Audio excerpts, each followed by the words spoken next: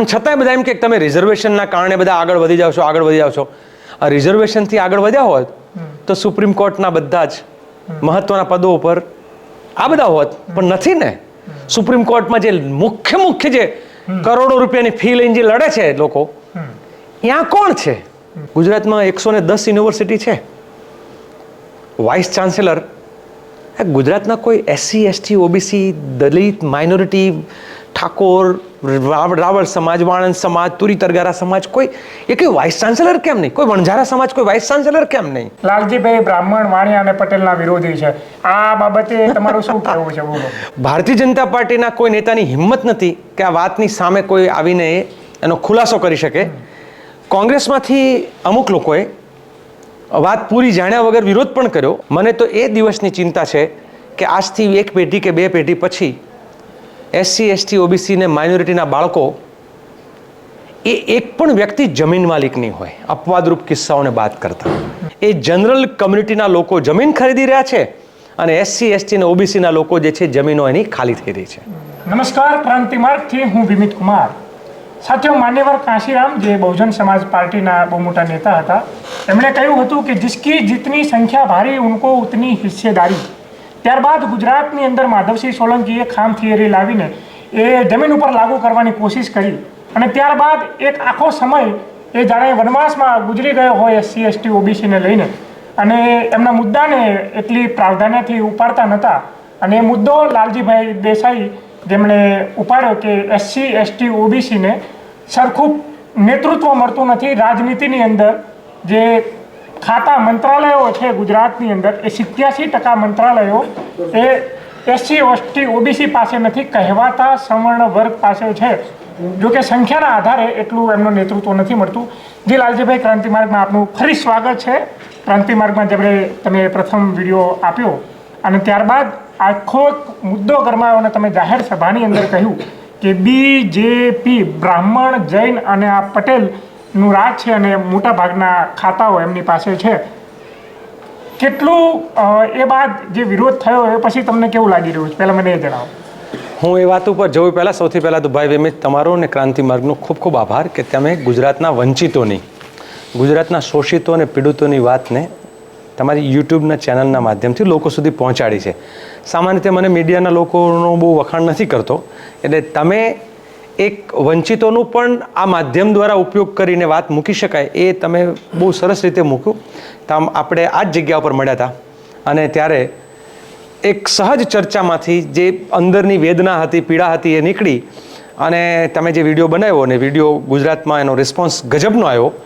અને મારી જે વાત હતી કે ગુજરાતના રાજ્ય સત્તામાં BJPનો જે પ્રભાવ છે અને આ BJP એટલે એક તરફ આમ જનતાને હિન્દુત્વના નામે બધાને ભોળવવાના અને અંતે રાજ એટલે BJP એટલે બ્રાહ્મણ, જૈન અને પટેલ. આ વાત મેં મૂકી અને લોકો આ વાત બધાને એકદમ પેલું દૂધનું દૂધ ને પાણીનું પાણી થઈ જાય ને એમ વર્ષોથી બધાના મનમાં તો હતું જ કે આ કંઈક કહેવું જોઈએ, કંઈક ગુજરાતમાં ખોટું થઈ રહ્યું છે. પણ ખોટું થઈ રહ્યું છે એવું કોઈ કહેવાવાળું નહોતું. ઘણા લોકો અર્થઘટન ખોટું પણ કરતા હતા. કારણ કે મેં જ્યારે કહ્યું લુણાવાડાની સભામાં, એ પછી આપની સાથેના એ વિડીયો જ્યારે બહુ જ પોપ્યુલર થયો પછી મેં લુણાવાડાની સભામાં અને મેં જોયું કે લોકોની વેદના શું છે અને કઈ વેદનાની વાત કરો તો લોકોનો શું રિસ્પોન્સ.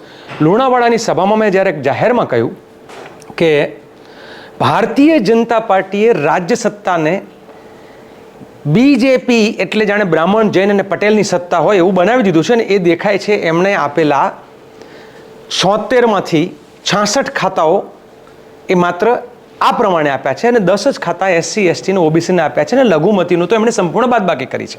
આ વાત મેં બહેર. આ પછી લોકોના જે ફોન આવવાના શરૂ થયા, જે રિસ્પોન્સ આવ્યો અને એ વખતે પણ જ્યારે પબ્લિકે રિસ્પોન્સ આપ્યો એના પરથી ખબર પડી કે ભાઈ બધા વાત સમજે છે પણ બોલે કોણ. અને ભારતીય જનતા પાર્ટીના કોઈ નેતાની હિંમત નથી કે આ વાતની સામે કોઈ આવીને એનો ખુલાસો કરી શકે. કોંગ્રેસમાંથી અમુક લોકોએ વાત પૂરી જાણ્યા વગર વિરોધ પણ કર્યો અને બને એવું. અને કારણ કે કોંગ્રેસ તો એક ડેમોક્રેટિક પાર્ટી છે એટલે બધાને પોતાના મત મૂકવાના અધિકાર, એટલે એમણે એમનો મત મૂક્યો. પણ હું બધાને એમાં પણ કહું છું કે બ્રાહ્મણ, જૈન અને પટેલ તો ગાંધી, નહેરુ ને સરદાર પણ હતા. પણ એ ક્યારેય માત્ર બ્રાહ્મણ, જૈન અને પટેલની વાત નહોતા કરતા. મહાત્મા ગાંધીએ દલિતોને થઈ રહેલા અન્યાયની વાત કરતા હતા. મહાત્મા ગાંધી એ આદિવાસી મહિલાઓની પીડા જોઈને એક વસ્ત્ર ઉપર આવી ગયા હતા. નહેરુ ખેડૂતોની ચિંતા કરતા હતા, આદિવાસીઓની ચિંતા કરતા હતા, માઇનોરિટીની ચિંતા કરતા હતા. સરદાર પટેલ જે છે એ પણ વંચિતોની, પીડિતોની ચિંતા કરતા હતા. સવાલ એ છે કે આમને જે અત્યારની જે નાની સમજ સાથે જે લોકો છે કે તમે એમ કહો છો તો બીજેપી એટલે બ્રાહ્મણ, જૈન અને પટેલ એટલે તમે જાતિવાદ કરો છો, તો બહુ સ્પષ્ટ મારે જાતિવાદના મૂળિયા ઉખાડવા હોય તો જાતિવાદને સમજવો પડે. જાતિવાદના મૂળિયા ઉખાડીને બધાને, સર્વ સમાજને સમાનતા તરફ લઈ જવા હોય તો જાતિવાદી વ્યવસ્થાના કારણે થઈ રહેલા અન્યાયના જે વિવિધ માળખાઓ જે છે, ક્યાં ક્યાં અન્યાય થાય છે, તો શિક્ષણ, એમાં જાતિવાદ છે. આરોગ્યની હોસ્પિટલોના હસ્તાંતરણ, તો એમાં જાતિવાદ છે. આગળ જઈને ઉચ્ચ શિક્ષણ, એમાં ઓર જાતિવાદ છે. બજારમાં બેસો તો જોવા મળશે તમને જાતિવાદ. કેટલા રાવળ, દેવી પૂજક, દફેર, તુરી, તરગારા, સલાટ, નાયક, એ સમાજની કેટલી આપણને સુપરમાર્કેટમાં દુકાનો કે અમદાવાદના સીજી રોડ પર દુકાન જોવા મળશે? નહીં મળે. ઠાકોરની નહીં મળે, માલધારીઓની નહીં મળે. તમને વાણંદ સમાજ જે છે એ ભાડામાં ચલાવજો દે. બાકી એટલે તમે આખા દલિતો અને આદિવાસીઓ જોવા મળે છે તો કે નહીં મળે. એટલે જ્યાં પૂંજીવાદ છે ત્યાં તમને ચોક્કસ સમાજ જોવા મળે છે. જ્યાં મજૂર છે ત્યાં તમને બાકી SC, ST ને OBC જોવા મળે છે. એટલે આ લડાઈની જે વાત છે ધીમે ધીમે, અને આ વિડીયો જોયા પછી હજારો કાર્યકર્તાઓએ સમર્થન કર્યું. અને એ કાર્યકર્તાઓના સમર્થનથી એટલે એણે બહુ જુદી રીતે સમર્થન, એ લોકો એમ કે તમે નેતાગીરી કરો મેં સાથે, તો મેં બહુ સ્પષ્ટ કહ્યું કે આમાં કોઈ એક વ્યક્તિએ નેતાગીરી કરવાની જરૂર જ નથી. આમાં તો ગાય વાળે ગોવાળ, જે પીડા માટે લડે ને એ જ પ્રજાનો નેતા. એટલે આપણે બધાએ લડીએ અને બધા જ નેતા બનીએ. આ એક હથ્થું શાસન, સામ્રાજ્યવાદી નરેન્દ્ર મોદી ને હિટલર ને એ પ્રકારની વ્યવસ્થા છે, એની સામેની તો લડાઈ છે. આ ભાજપના નેતાઓનું એવું કહેવું હતું કે કોંગ્રેસ સ્પષ્ટ કરે કે લાલજીભાઈના નિવેદન ઉપર એમનું શું કહેવું છે. લાલજીભાઈ બ્રાહ્મણ, વાણિયા અને પટેલના વિરોધી છે. આ બાબતે તમારું શું કહેવું છે? બોલો. હું ક્યારેય કોઈ જ્ઞાતિનો વિરોધી હોય નથી. હું જ્ઞાતિવાદનો વિરોધી છું. હું માલધારી જો છે ને એ પણ જાતિવાદ કરે તો મારો ત્યાં વિરોધ છે. કોઈ દલિત જે છે જાતિવાદ કરે તો પણ મારો વિરોધ છે.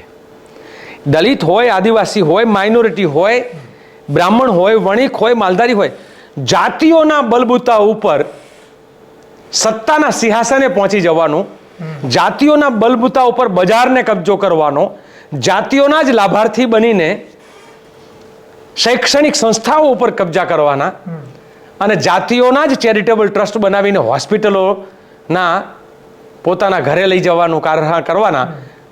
ગુજરાતમાં સિવિલ હોસ્પિટલો બની અમિતભાઈ, એ મારા તમારા અનેકના વડવાઓના પરસેવાની કમાણીમાંથી અને આપણા સૌના ટેક્સમાંથી ગુજરાતમાં સિવિલ હોસ્પિટલો બની છે. કોઈના બાપના પૈસે નથી બનેલી. પણ એ જ સિવિલ હોસ્પિટલ જ્યારે ચોક્કસ વ્યક્તિઓના ટ્રસ્ટનું માલિકીનું બની જાય તો એની સામે આ વાંધો છે. ગુજરાતમાં 110 યુનિવર્સિટી છે. વાઇસ ચાન્સેલર ગુજરાતના કોઈ SC, ST, OBC, દલિત, માઇનોરિટી, ઠાકોર, રાવળ સમાજ, વાણંદ સમાજ, તુરી તરગારા સમાજ, કોઈ એ કોઈ વાઇસ ચાન્સેલર કેમ નહીં? કોઈ વણઝારા સમાજ કોઈ વાઇસ ચાન્સેલર કેમ નહીં? અમારા વાદી મદારી જે છે, ફૂલવાદી, લાલવાદી, એનો તો કોઈ ચાન્સ જ નથી. જે પેલા વાંસફોડિયા જે છે એનો ક્યાં સમાવેશ છે? કોણ વાંસફોડિયો ગુજરાતનો વાઇસ ચાન્સેલર? અને છતાંય બધા એમ કે તમે રિઝર્વેશનના કારણે બધા આગળ વધી જાવ છો, આગળ વધી જાવ છો. આ રિઝર્વેશનથી આગળ વધ્યા હોત તો સુપ્રીમ કોર્ટના બધા જ મહત્વના પદો ઉપર આ બધા હોત, પણ નથી ને. સુપ્રીમ કોર્ટમાં જે મુખ્ય જે કરોડો રૂપિયાની ફી લઈને જે લડે છે લોકો, ત્યાં કોણ છે? મતલબ સુપ્રીમ કોર્ટમાં જે કોલેજિયમ સિસ્ટમ છે, તો ત્યાં પણ હેવ્સ એન્ડ હેવ નોટ, એટલે જે સમાજ જે રહી ગયો છે એ તો હજુ ત્યાં સુધી પહોંચ્યો જ નથી. તો ત્યાં સુધી પહોંચવા માટેના રસ્તાઓ તો શોધવા જ પડશે. ગુજરાતના જમીનો વેચનાર અને ખરીદનાર, હું તો માનું છું કોઈકે રિસર્ચ કરવું જોઈએ કે જમીનો વેચે છે કોણ અને જમીનો ખરીદે છે કોણ. તો દૂધનું દૂધ અને પાણીનું પાણી. શું લાગે છે કે આ જમીનની ખરીદ વેચણી અત્યારે ગુજરાતની અંદર પૂરજોશમાં ચાલી રહી છે? કોની જમીનો વેચાઈ રહી છે અને કોણ એ છે કે જે જમીનો વધારે ખરીદી રહ્યા છે? બહુ સ્પષ્ટ છે. SC ST OBC માઇનોરિટી એ જમીનો વેચી રહી છે અને જનરલ કમ્યુનિટીના લોકો, અને હું એમ કહીશ કે હા, દરેક સમાજમાં, એટલે માનો કે દરેક સમાજમાંથી 1-2% લોકો એવા હશે કે જે જમીન, એટલે અપવાદરૂપ, હું જનરલની વાત કરું છું. અપવાદ તો એટલે એક માલધારી પણ રૂપિયાવાળા હોઈ શકે, જમીન ખરીદતા હોય, એક ઠાકોર પણ રૂપિયાવાળા હોય, જમીન ખરીદતા હોય, તો એ અપવાદ છે. પરંતુ મોટા ભાગનો જે રેશિયો છે એ જનરલ કમ્યુનિટીના લોકો જમીન ખરીદી રહ્યા છે અને SC ST અને OBCના લોકો જે છે જમીનો એની ખાલી થઈ રહી છે. સરકાર કંઈક એવો પરિપત્ર કે કાયદો લાવવાની વાત કરી રહી છે ગુજરાત સરકાર કે હવે કોઈ પણ વ્યક્તિ ખેડૂત બની શકશે, એને કઈ રીતે જોવો? પૂંજીપતિઓને હવાલે માં ગુર્જરીને અને માં ભારત માતાના જે એક એક અંગ છે એને પૂંજીપતિઓના હવાલે કરવાનો આ સૌથી મોટો કારસો છે. SC ST OBC ને માઇનોરિટી તો જમીન વિહોણા થશે. મને તો એ દિવસની ચિંતા છે કે આજથી 1 પેઢી કે 2 પેઢી પછી SC ST OBC ને માઇનોરિટીના બાળકો એ એક પણ વ્યક્તિ જમીન માલિક નહીં હોય, અપવાદરૂપ કિસ્સાઓને બાદ કરતા. પણ આ વાત આટલે નથી અટકવાની. પાટીદારોના કે પછી જે જનરલ કમ્યુનિટીમાં આવે છે એવા એના જે નાના માણસો જે છે, એના નાના ખેડૂતો છે, એની પાસે પણ જમીન નહીં હોય. આ માત્ર ને માત્ર પૂંજીપતિ સવર્ણો કહેવાતા સવર્ણો. મને કોઈ કહ્યું કે તમે કહેવાતા સવર્ણ કહો છો એટલે સવર્ણનો અપમાન ના કહેવાય? મેં કીધું આ દેશના બંધારણ મુજબ કોઈ સવર્ણ અને અવર્ણ હોય જ ના શકે, એટલે એ કહેવાતા સવર્ણ જ કહેવાય. જો કોઈને તમે સવર્ણ ખાલી એમ કહો તો તમે બાકીના લોકોનું અપમાન કરો છો. એટલે કહેવાતા સવર્ણોમાં પણ જે ગરીબો છે, જે નાના ખેડૂતો છે, જે સંઘર્ષ કરી રહ્યા છે, એની પાસે પણ જમીન નહીં રહે. અને એક વાત મારે ઓર ઉમેરવી છે કે ઘણી વખત જાતિવાદના ટોચ ઉપર બેસીને કોઈ હોસ્પિટલનો માલિક બની જાય અને પૈસા છાપવાનું મશીન હોસ્પિટલ બની જાય તો ત્યાં માત્ર SC ST OBC માઇનોરિટી નથી લૂંટાવાના, ત્યાં પાટીદાર બ્રાહ્મણ અને વણિકો પણ લૂંટાવાના છે. એ નહીં જોવે કે આ મારા સમાજનો કે મારી જ્ઞાતિનો છે એટલે હું આની ફી ઓછી કરું. ત્યાં ખ્યાતિ હોસ્પિટલમાં જે માણસોને મારીને ધંધો કર્યો છે ને, એવા ગુજરાતની સિવિલ હોસ્પિટલોમાં આ પ્રાઇવેટ ટ્રસ્ટો આ ધંધો કરશે. ત્યારે ગરીબ સવર્ણોની મહિલાઓ, ગરીબ સવર્ણના બાળકો અને ગરીબ સવર્ણો જે છે એ ત્યાં લૂંટાશે અને મોતને ભેટશે. આ દિવસ બહુ દૂર નથી. લાલજીભાઈ, એવું કહેવામાં આવે છે કે એક મ્યાનમાં 2 તલવાર રહી ના શકે અથવા ના રાખવી જોઈએ, પણ કોંગ્રેસના જે નેતા છે એમણે જ તમારા જે નિવેદનને વખોડી કાઢ્યું છે, એ બાબતે શું કહેશો? હું માનું છું કે જે પણ વ્યક્તિએ બોલ્યા હશે ને એની સમજ જે છે ને એ એક તો કાં તો મારું એમણે પૂરું ભાષણ નહીં સાંભળ્યું હોય, અથવા તો કોંગ્રેસની વિચારધારા જે છે ને એને પૂરતી સમજી નહીં શક્યા હોય. નહેરુ, ગાંધી અને સરદારને નહીં સમજ્યા હોય, બાબા સાહેબ આંબેડકરને નહીં સમજ્યા હોય, જ્યોતિબા ફૂલેને નહીં સમજ્યા હોય, ભગતસિંહ, રાજગુરુ ને સુખદેવને નહીં સમજ્યા હોય. એટલે ઓફિસમાં કોઈ પણ વ્યક્તિ, હું માનું છું કે હું ઓફિસમાં બેસીને મારું સ્ટેટમેન્ટ મારું એનું હું એટલું ઔચિત્ય, એટલું મહત્વ નથી ગણતો. પ્રજાની પીડા, પ્રજા જ્યાં પીડાઈ રહી છે ને ત્યાં જાઓ ને, આદિવાસી વિસ્તારમાં જાઓ, નલ સે છલ જોવો, પીવાનું પાણી નલ સે જલ હતું પણ નલ સે છલ બની ગયું, તો એ છલ થતું જોવો. તમે બાળકોને રીબાતા જુઓ, કુપોષિત, ગુજરાત બાળકો કુપોષિત. અચ્છા, એક સર્ચ કરવું જોઈએ. તમે તો મીડિયાના માધ્યમથી હું તમને વિનંતી કરું, એકાદ વખત એવું ગોઠવવું જોઈએ કે ગુજરાતમાં જે 45% બાળકો કુપોષિત છે, આ 45% કુપોષિત બાળકો જે છે એ SC ST OBC ના છે કે પછી કહેવાતા સવર્ણોના છે? ટકાવારી કેટલી છે? એમાંય ગરીબ હશે, કોક હશે કુપોષિત, પણ મોટા ભાગના કયા છે? તો કે SC ST OBC ના. એમાંય સૌથી વધારે આદિવાસીઓના અને દલિતોના અને OBCમાં પણ જે વંચિતો છે ને માઇનોરિટી છે એના છે.